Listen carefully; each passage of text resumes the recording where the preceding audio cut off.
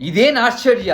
ಉಸಿರಾಡುತ್ತಿರುವ ಗ್ರಾಮ ದೇವತೆ, ಆ ತಾಯಿಯ ಉಸಿರಾಡುವ ವೇಗಕ್ಕೆ ಶತಮಾನಗಳಿಂದ ಕ್ಷಣ ಕ್ಷಣಕ್ಕೂ ಸದಾ ಅಲಗಾಡುತ್ತಲೇ ಇರುವ ದೇವಿಯ ಮೂಗಿನ ನೇರದ ದ್ವೀಪ, ಗರ್ಭಗುಡಿ ಇಲ್ಲದ ದೇಗುಲದಲ್ಲಿ ಸ್ವಯಂ ಉದ್ಭವವಾಗಿರುವ ಕಲ್ಲಿನಲ್ಲಿ ಇನ್ನೂ ಜೀವಂತವಾಗಿರುವ ಜಗನ್ಮಾತೆ, ಗಡಿಯ ಗಡಿಯಕ್ಕೂ ಮುಖದ ಹಾವಭಾವಗಳು ಬದಲಾವಣೆ ಮಾಡುವ ಪ್ರಾಣ ಇರುವ ದೇವಿ, ಮುಂದೋಗದೆ ನಿಂತು ಕೊನೆಯವರೆಗೂ ನೋಡಿ.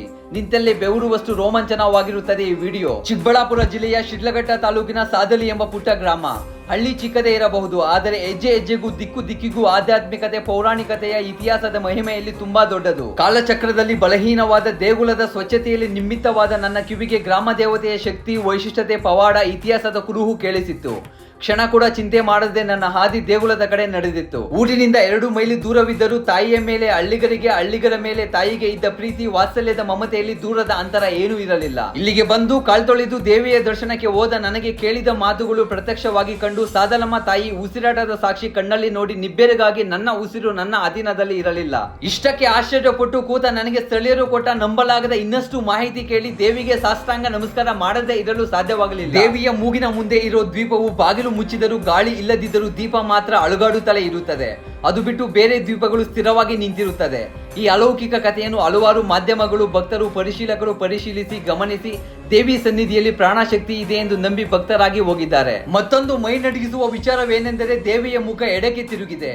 ಕಾರಣ, ಚೋಳರ ಕಾಲದ ದೇಗುಲ ಆದ್ದರಿಂದ ಕೆಲ ದುಷ್ಕರ್ಮಿಗಳು ಖಜಾನ ಕಳವು ಮಾಡುವ ಪ್ರಯತ್ನದಲ್ಲಿದ್ದಾಗ ತಾಯಿ ಕೋಪದಿಂದ ಎಡೆಗೆ ತಿರುಗಿದ್ದಾರೆಂದು, ಆಗ ಕ್ಷಣದಲ್ಲೇ ಕಳ್ಳರು ಶ್ವಾಸ ಬಿಟ್ಟರೆಂದು ಸ್ಥಳೀಯರ ನಂಬಿಕೆ. ಇಲ್ಲಿನ ಮತ್ತೊಂದು ವಿಚಿತ್ರ ಏನೆಂದರೆ ದೇವಿಯ ಮುಖದಲ್ಲಿ ಭಾವಗಳು ಆಕ್ರೋಶ, ಶಾಂತಿ, ಕರುಣೆಯ ರೀತಿಯಲ್ಲಿ ಬದಲಾಗುತ್ತಲೇ ಇರುತ್ತದೆ.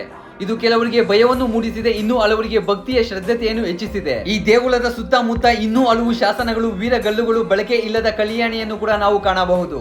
ಸ್ಥಳೀಯರ ಪ್ರಕಾರ ಈ ಕಲ್ಯಾಣಿಯಲ್ಲಿ ಮೈಸೂರು ದಸರಾದ ರೀತಿ ಅಂಬಾರಿ ಕೂಡ ಇದೆ, ಅದಕ್ಕೆ ಕಾವಲಾಗಿ ನಾಗಶೇಷ ಕೂಡ ಇದ್ದಾನೆ ಎಂದು ಹೇಳುತ್ತಾರೆ. ಇಂದೊಂದು ಕಾಲದಲ್ಲಿ ಸಹದೇವ ಪಟ್ಟಣ ಎಂದು ವಿಜೃಂಭಿಸಿದ ಈಗಿನ ಸಾದಲಿ ಎಂಬ ಗ್ರಾಮದಲ್ಲಿ ಅನೇಕ ಸನಾತನ ದೇವಾಲಯಗಳನ್ನು ನಾವು ಕಾಣಬಹುದು.